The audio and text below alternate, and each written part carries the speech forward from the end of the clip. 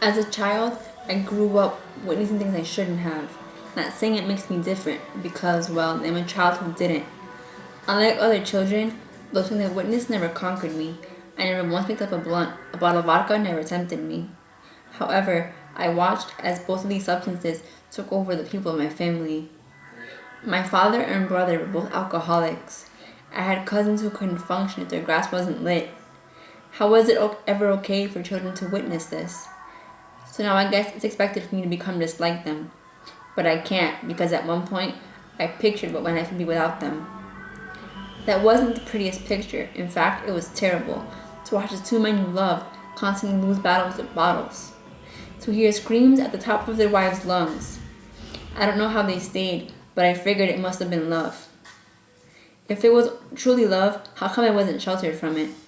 I don't think it's okay for me to have been exposed to this. Exposure to danger usually leads to failure, but in me it sparked a light of inspiration to show these men that this was the battle they could fight.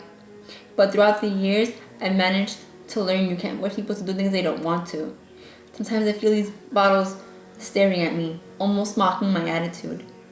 I know you want them to stop, but they couldn't even if they wanted to. One lesson I've learned is addiction is invincible, and the battle can only be fought if the person is willing to.